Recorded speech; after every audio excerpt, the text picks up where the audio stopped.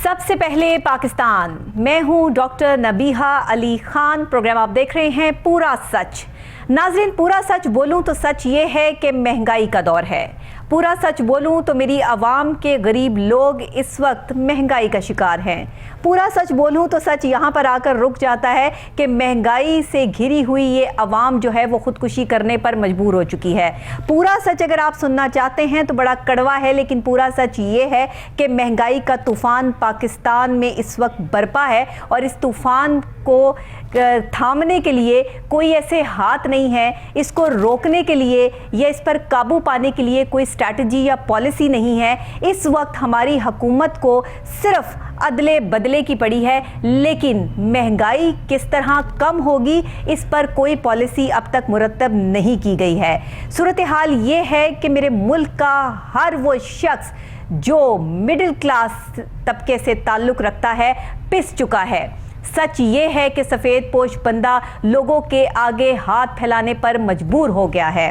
पूरा सच ये है नाजरीन कि इस वक्त लोग बच्चों समेत खुदकुशी करने पर मजबूर हो गए हैं। महंगाई के लिए पूरा सच इससे भी ज़्यादा ख़तरनाक और क्या होगा कि लोगों की जानें ये मुल्क जो है वो अब खा रहा है, क्योंकि इस मुल्क का हर शख्स जो है वो महंगाई की लपेट में है। कहते हैं, बड़े कहते हैं, हमारे जो ऐवानों में बैठे हुए लोग हैं प्रेस कॉन्फ्रेंस करते हैं और कहते हैं मुल्क डिफ़ॉल्ट नहीं हो रहा। मैं कहती हूँ मुल्क डिफ़ॉल्ट नहीं हो रहा, आपका हर शहरी डिफ़ॉल्ट हो गया है, आपका हर गरीब आदमी डिफ़ॉल्ट हो गया है, आपका हर वो सफ़ेद पोश बंदा डिफ़ॉल्ट हो गया है जो इस वक्त किसी के आगे हाथ फैलाने से भी कासिर है। इस वक्त में महंगाई ने जिस तरह से गरीब आदमी की कमर तोड़ दी है, ये है पूरा सच। क्या जानेंगे आप पूरे सच को? मैं आपको बताऊं या ना बताऊं, हम में से हर शख्स इस महंगाई के बोझ तले दबा हुआ ये जानता है कि पूरा सच क्या है।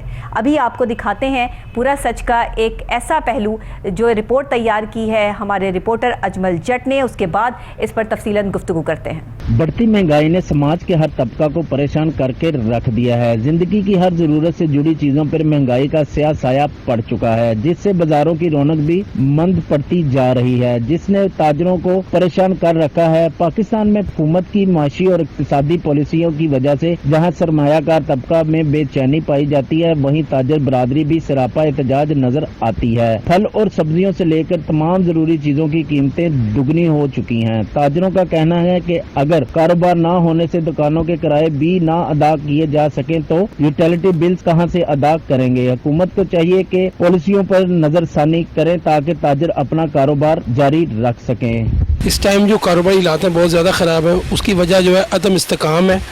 और सियासत में अदम इस्तेकाम लाने के लिए ये मैं तो कहता हूँ 2 साल के लिए कौमी हुकूमत तश्कील दी जाए। इस टाइम ना कोई इलेक्शन हो ना कोई दूसरे मसाइल हो, सिर्फ पाकिस्तान को अपने पैरों पर खड़ा होने के लिए एक मुआशी सूरत हाल को बेहतर करने के लिए कौमी हुकूमत की में इसमें सियासतदान, फ़ौज के नुमाइंदे बीच में हो, रिटायर्ड फ़ौजी अफसरान हो, सियासतदान हो, सारे मिलकर हुकूमत तश्कील दी जाए और वो 2 साल के लिए इसको ओवरटेक करें और 2 साल वो हुकूमत चलाए। और जब तक हमारी को मौशियत बेहतर नहीं होती बिल्कुल भी, क्योंकि हमने इलेक्शन होना है, एक ने जीतना है दूसरे ने नहीं मारना, दूसरे ने तीसरे नहीं मारना, तो इससे बेहतर है कि इसको ख़त्म किया जाए, 2 साल की कौमी हुकूमत को तश्कील दिया जाए ताकि हमारा जो अदम इस्तेकाम पैदा हो, मौशियत बेहतर हो। इस दफ़ा जो सागडार साहब बजट पेश कर रहे हैं, सुन रहे हैं, हमें आ रहा है कि वर्ल्ड बैंक की तरफ नहीं जा रहा है। एक आम आदमी ही मुतासिर नहीं हुआ, वो ताजिर भी मुतासिर हो चुका है इस महंगाई से, जो अपना पैसा इन्वेस्ट करके बैठा है मगर उसके पास आने के लिए, ख़रीदने के लिए कोई ग्राहक नहीं है। दुकानदार तो मौजूद हैं, चीज़ें भी मौजूद हैं, लेकिन कुव्वते ख़रीद नहीं, लोगों में ख़रीदार ख़त्म हो गए हैं। मेरे मुल्क की हालत माशी तौर पर इतनी गिर चुकी है कि ये चीज़ हुक्मरानों को नज़र नहीं आती। हुक्मरानों को नज़र आ रहा है तो सिर्फ एक दूसरे को गिराना कैसे है, जलील कैसे करना है, एक दूसरे को लान तान कैसे करनी है, लड़ना कैसे है, झगड़ना कैसे है, तूफान बदतमीजी कैसे बर्पा करना है, ये पता है। महंगाई कैसे ख़त्म होगी इसकी कोई पॉलिसी अभी तक किसी हुकूमत के पास नहीं आई। 75 सालों से सुनते आए हैं, हमारी नस्लें दर नस्लें हमें सुनाती आई हैं कि महंगाई है, महंगाई है, महंगाई है, लेकिन इस इस सदी में तो आकर, ये जो 20वीं 21वीं सदी जा रही है, इसमें तो आकर जो है वो महंगाई का तूफान बरपा हो चुका है, जिसको कंट्रोल करना शायद अब हुकूमत के बस की बात भी नहीं। सुनने में ये आता है कि हम IMF के कर्जे तले दबे हुए हैं। IMF की शराइत है कि एक आम आदमी को मार दो। IMF की शराइत में जो है वो ये लिखा हुआ है कि अपने मुल्क की बिजली, गैस, पानी सब महंगा कर दो, एक आम आदमी का जीना मुहाल कर दो, गरीब आदमी खुदकुशी कर ले, मर ले अपने बच्चों समेत, लेकिन तुम उफ तक ना करो, अपनी लड़ाइयां लड़ो और अपनी अना की जंग में ये भूल जाओ कि मुल्क डिफॉल्ट नहीं कर रहा, यहां आदमी डिफॉल्ट कर गया है। अफसोस के साथ कहना पड़ता है कि यहाँ पर इस वक्त महंगाई को कंट्रोल करने की कोई पॉलिसी हमारे पास मौजूद नहीं है। हमारे पास स्टूडियोज़ में मौजूद हैं तो हम इंसान मौजूद हैं तो हम बात करने वाले मौजूद हैं, लेकिन ये भी तब तक मौजूद हैं जब तक हमारी आवाज़ को दबा नहीं दिया जाता, जब तक हमारे गले नहीं घोट दिए जाते, जब तक हमें जो है वो सफ़ा हस्ती से मिटा नहीं दिया जाता सहाफ़ियों को, ये भी तब तक जो है वो बोलना जिंदा है, वरना इसको भी दबा दिया जाएगा। हमारे साथ स्टूडियोज़ में मौजूद हैं हमारे रिपोर्टर और अजमल जट, जिन्होंने अभी दिखाया हमें और दुकानदारों की, ताजरों की बातें भी सुनवाई कि वो बिल्कुल बेआसरा, बेयारो मददगार बैठे हैं और उनके पास कोई ग्राहक नहीं है, सामान तो है लेकिन लेने वाला कोई नहीं है। जिस मुल्क में ये कैफियत हो जाए, उस मुल्क के हुक्मरानों से सवाल बनता है, और जब हम सवाल करते हैं तो फिर हमारे गले घोटने की तैयारी कर ली जाती है। जी अजमल, क्या कहेंगे आप इस हवाले से कि ये महंगाई का तूफ़ान थमने का नाम नहीं ले रहा, आने को बजट है और करीब है, इसके हवाले से भी जो है वो हम बात करेंगे। ये सारी तफसीलात ज़रा बताइएगा, ताजिर क्या कहते हैं? बिस्मिल्लाहिर्रहमानिर्रहीम। डॉक्टर साहब थैंक यू। ये ताजिर बरादरी की आज हम बात करने जा रहे हैं।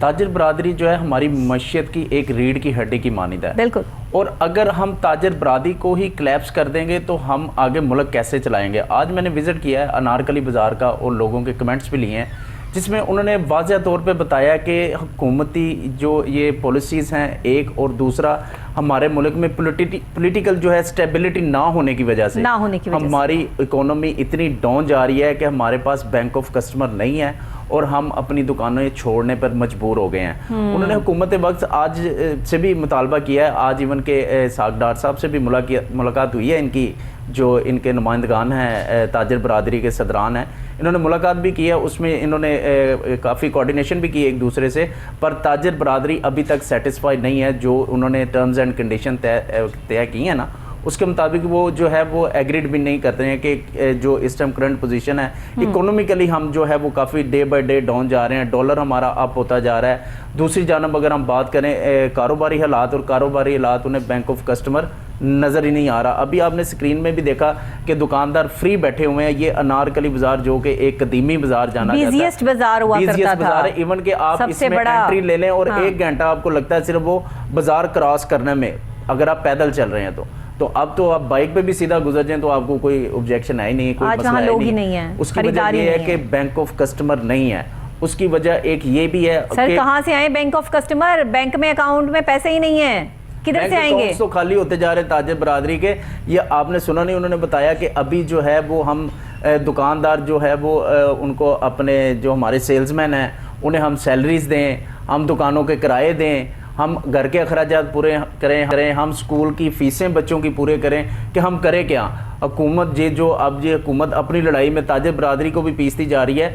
इन्हें चाहिए कि एक प्लेटफार्म पे खड़े हों, सब बैठकर मुज़ाकरात करें, और ये जो हुकूमत का ये जो हमारा इकोनॉमिकली जो पहिया है ये चल रहा था, एक अच्छी कंडीशन में चल रहा था, हम तरक्की भी कर रहे थे, एकदम इनकी लड़ाई की वजह से, आपसी लड़ाई, सर पहले लड़ तो लें, पहले लड़ाई में ये तो पहले जीत हार तो हो जाए हमारे मुल्क में।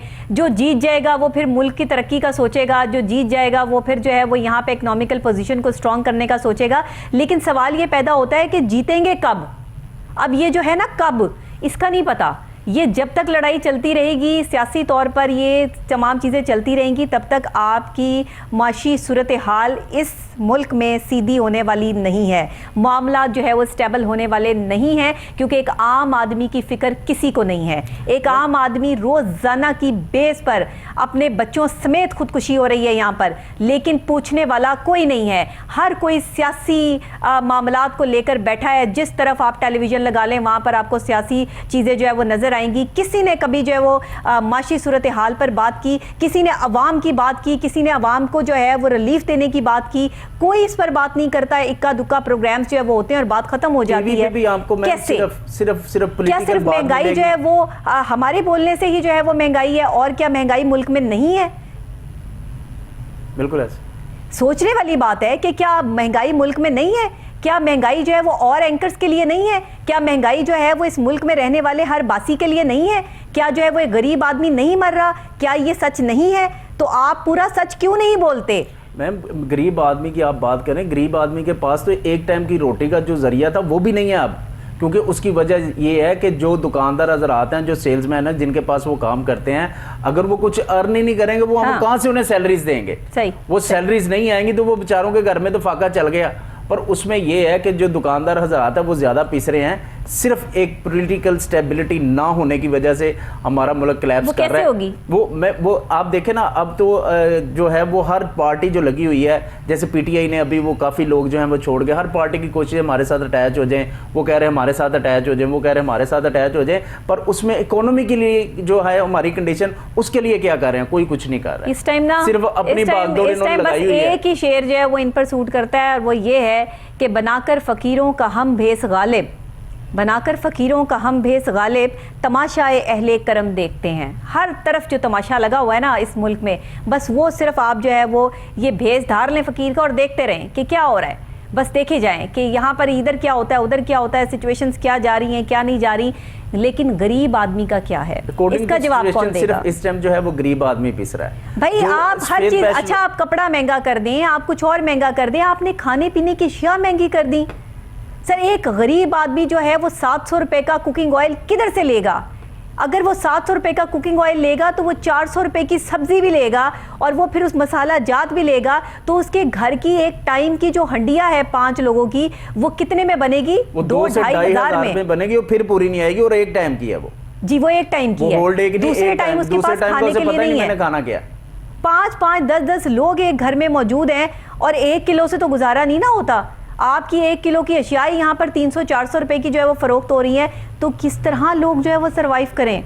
और दूसरा मैम, अभी जो आगे बजट आने वाला हमारा, उस बजट में रेट और अप जा रहे हैं। ये खाली ये बजट इधर वो नहीं हमारे एक रिपोर्टर यहाँ पर तशरीफ फरमा थे, उन्होंने बड़ी अच्छी मुझे जो है वो कह के गए हैं, डॉक्टर साहब आप देखिएगा आने वाला बजट कितना अच्छा होगा, आवाम दोस्त बजट होगा, और आप देखकर जो है वो खुश होंगी कि भाई बजट बहुत अच्छा आ रहा है। आप कह रहे हैं बजट अच्छा नहीं आ रहा, मैं किसकी बात पे यकीन करूं? ये किस तरह हो सकता है कि अभी आपकी जो इकोनॉमिकली कंडीशन ही नहीं है, तो उसमें आप कैसे बजट को जो है वो कवर कर लेंगे?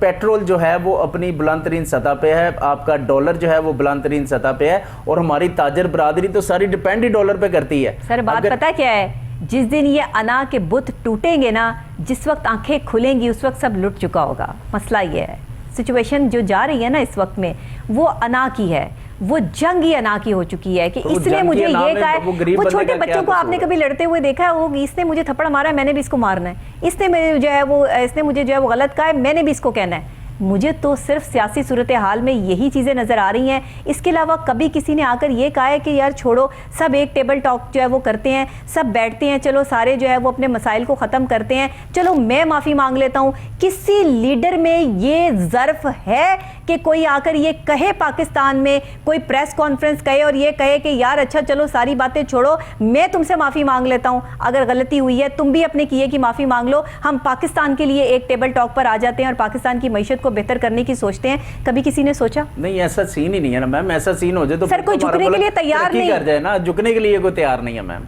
ये हमारा इस्लाम नहीं, ये हमारी अदवार नहीं, ये हमारी सकाफत नहीं, ये हमारा कल्चर नहीं, तो फिर ये अना आई कहाँ से? ये अना है क्या चीज़? जिस मट्टी से हम बने हैं उसी मट्टी में मिल जाएंगे, तो अना कहाँ से आ गई, किधर से आ गई? वो ना खत्म हो जाएगी, जब तक सांस है तब तक ना चलेगी।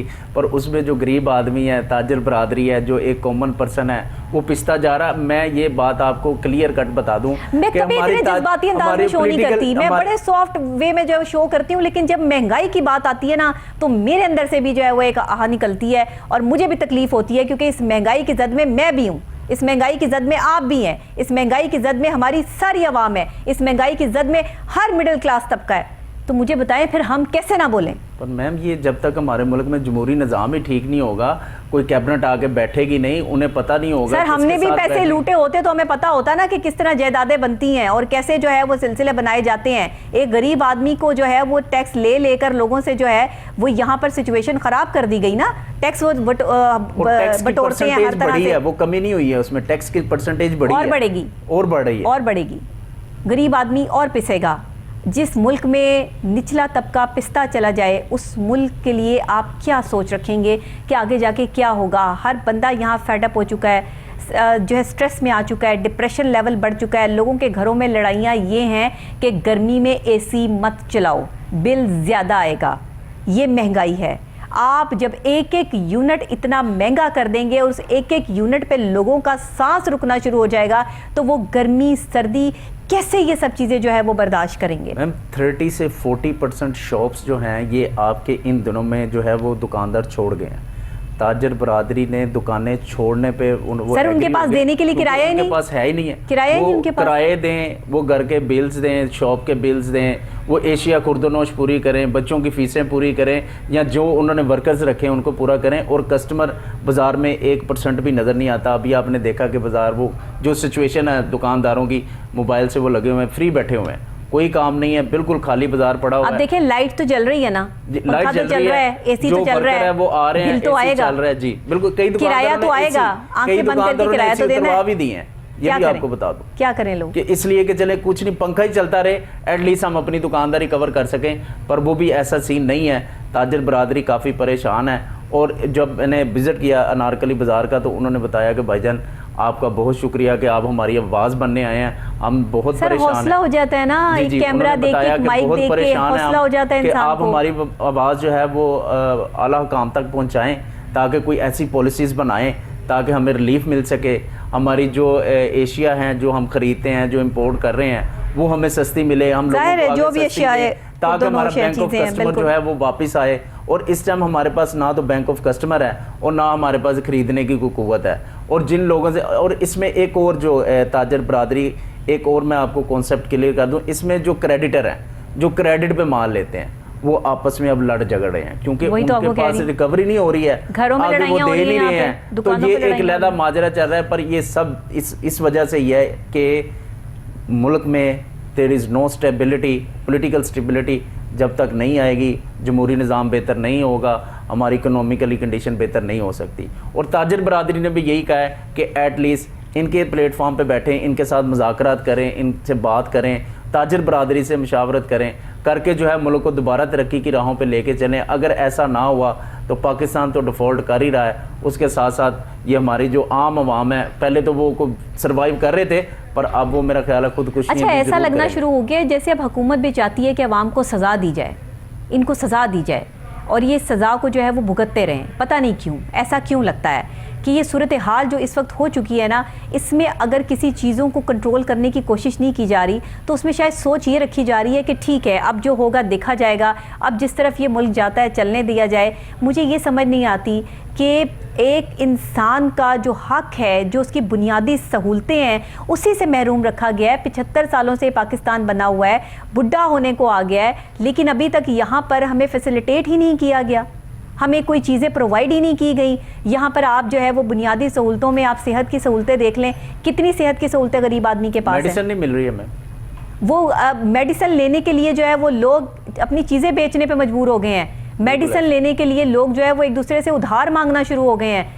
क्या करें लोग? गरीब बंदे के लिए तो बीमारी भी बहुत बड़ा लम्हा फिक्री है, वो तो बेचारा कवर ही नहीं कर सकता है। उसकी वजह कि जो हमारे यहाँ पे प्राइवेट जो है हॉस्पिटल, उनकी जो फीसिस हैं, जो हमारे डॉक्टर्स हैं उनकी जो फीसिस हैं वो अफोर्ड नहीं कर सकते। यकीन करें मैंने एक किताब में पढ़ा, मैं अक्सर जो है वो किताबें मेरी नज़रों से गुजरती रहती हैं, पढ़ती रहती हूँ, कुछ चीज़ें जो है वो अपने नाज़रीन के साथ शेयर करने के लिए भी पढ़ा कि एक दौर ऐसा आने वाला है, एक दौर ऐसा आएगा कि जिस दौर में लोग, जो कब्रों में लोग हैं, उन्हें देखकर रश करेंगे कि ये जो कब्रों में जा चुके हैं ये कितने पुरसुकून जो है वो नींद सो रहे हैं, इनको कोई टेंशन नहीं है। और इंसान की तकलीफ़ें, परेशानियां इस कदर बढ़ जाएंगी कि जो ज़िंदा होंगे वो मौत की दुआ मांगेंगे। आप समझते हैं कि ये वही दौर है?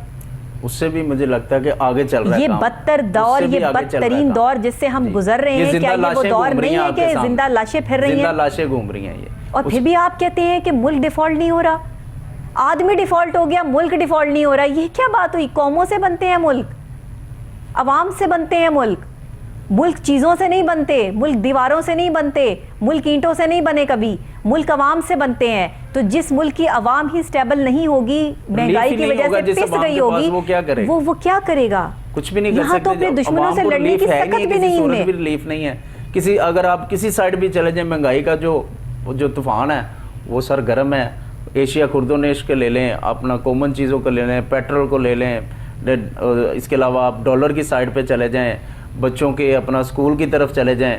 आप देखिए प्राइवेट स्कूलों ने फीसों का जो है वो तूफान बरपा कर रखा है। वो भी ज्यादती है। वो कहते हैं कि जी हमें जो है वो फीसें दो, 3 महीने की फीसें दे जी हमें, उन्हें कोई लगाम डालने वाला नहीं, कोई रोकने वाला नहीं, हमें फीसें एडवांस दें। और वो जो लोग जिनकी सैलरी अब 30,000 आती है, 35,000 जिन्होंने सरवाइव करना है, वो कहाँ से देंगे उन्हें 3-3 माह की फीस? 3-3 भाई हमने बच्चों की फीसें जमा कराई हैं जी जी। 3-3 महीने की स्कूल की फीसें जो है वो एडवांस ले रहे हैं, वरना वो पेपर नहीं देने दे रहे। इन्हें पूछने वाला भी नहीं है कोई प्राइवेट स्कूल्स वालों को। अगर किसी को एक्शन करवा दे, वो कहते हैं जी प्राइवेट स्कूल है, उनकी अपनी पॉलिसीज हैं, हम क्या कर सकते हैं, हमें ये बताएं हम क्या करें। बस ये सिंपल सा जवाब। क्या करें? तो गरीब आदमी कहाँ से पढ़ाए बच्चों? प्राइवेट स्कूल एसोसिएशन से आप पूछ लें, अभी उनके पास 100 बहाने होंगे इस चीज़ पर बात करने के लिए। हम बिजली के बिल कहाँ से दें, महंगाई हो गई है, हम टीचर्स की तनख्वाहें कहाँ से दें, हम ये करते हैं, हम समर वेकेशंस करते हैं, समर कैंप्स लगाते हैं। उनके पास 100 मामले हैं, जबकि ये सारा का सारा पैसा वो जमा कर रहे हैं। अगर वो ये पैसा जो है वो गरीब लोगों से ना लें, अगर वो वालदैन को ये पैसा जो है वो देने पे मजबूर ना करें, तो वालदैन को कोई 3 महीने तो सुख का सांस आए कि बच्चों की फीस नहीं देनी। पता नहीं लोग किस तरह 3 माह तो रिलैक्स हों वो, लेकिन नहीं, वो कहते 3 माह रिलैक्स कर क्यों रहे? रिलैक्स नहीं होने देते। किराए के घरों पे लोग रहते हैं, बिल भी देते हैं, किराए भी देते हैं, बच्चों की फीसें भी भरते हैं, आने जाने का पेट्रोल भी जो है अफोर्ड करते हैं, घर के खाने की अशिया खुर्दोनोश भी कहाँ से करे वो बंदा जिसकी 30-40-50 हज़ार सैलरी? बीमार हो जाए तो उसको वो प्रॉपर वो ट्रीटमेंट भी नहीं करवा सकते। कहाँ से वजह कि वो अपने एक्सपेंडिचर से अवर जा रहे हैं। और अगर आप सरकारी अस्पताल में ले जाएं उनको, तो वहाँ पर आपकी जो है वो जब तक आपके पास कोई अच्छी सिफारिश नहीं है, आपके पास अच्छा प्रोटोकॉल नहीं है, और आप कुछ भी नहीं है, और वो सरकारी स्कूल भी, वो सरकारी हॉस्पिटल भी आपके लिए कुछ भी नहीं है। क्या करें? गरीब कहाँ जाएं? गरीब आदमी तो वो आगे ही वो मरा हुआ है। कुछ ये हमारे पहले 2 वक्त की रोटी मिल जाया करती थी गरीब को पाकिस्तान में, अब 1 वक्त की रोटी मिलती है, और आने वाले वक्त में वो भी मुश्किल। अब 1 वक्त की रोटी भी जिस दिन बंद हो गई, उस दिन मेरे मुल्क में बसने वाले लोगों की क्या हालत होगी। उनमें तो शायद इतनी सकत भी नहीं रह जानी कि वो आके बाहर जो है वो अपने हक के लिए कोई बात ही कर सकें। अच्छा। ये सूरत हाल हो चुकी है इस मुल्क की। बहरहाल जो सिचुएशन जा रही है, हम सिर्फ अल्लाह से दुआ कर सकते हैं, और ये हमारे अमालों की सज़ाएं हैं कि जो कहते हैं कि जैसे अवाम होती है, जैसी कौम होती है, वैसे ही उसके हुक्मरान होते हैं। और जब हुक्मरानों में से एहसास ज़िम्मेदारी ख़त्म हो जाता है, तब महंगाई का तूफ़ान बरपा हो जाता है, और फिर गरीब आदमी उस मुल्क में मरता है, कटता है, और फिर उसका ख़ानदान जो है वो उसी के साथ उसी कब्र में दफन हो जाता है जिस कब्र में वो खुद जाता है। मरना तो सबने है, लेकिन अल्लाह इज़्ज़त की मौत दे। बहुत शुक्रिया। और इसी के साथ ब्रेक लूँगी। ब्रेक के फ़ौरी बाद जब वापस हाज़िर होती हूँ आपकी खिदमत में एक और अहम मौजू के साथ, मेरे साथ रहिएगा।